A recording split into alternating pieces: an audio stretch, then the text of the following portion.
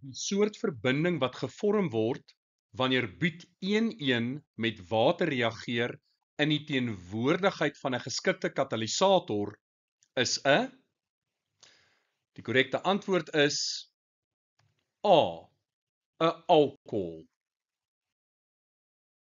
In hierdie geval het ons te doen met hidrasie. Ons begin met buut-1,1, 'n onversadigde alkeen. Ons sien die dubbelbinding daar. Nou voeg ons water by die alkeen. Die dubbelbinding word gebreek en 'n hidroksielgroep, 'n OH, bind aan een van die koolstowwe en die ander H bind aan die ander koolstofatoom. Nou, hoe weet ons waar bind die hidroksielgroep en waar bind die waterstof? Wel, ons kyk na Markovnikov se reël. Die eerste koolstof het 2 waterstowwe, die tweede koolstof het slegs 1 waterstof.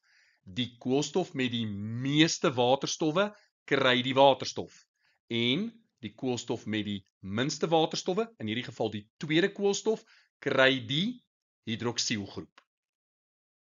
En daar is ons enkele produk van hierdie addisiereaksie, meer spesifiek hidrasie, butan 2-ol. En ons kan duidelik sien, die hidroksielgroep is gebind aan 'n koolstof wat aan 2 ander koolstowwe gebind is. Met ander woorde, hierdie is 'n sekondêre alkohol.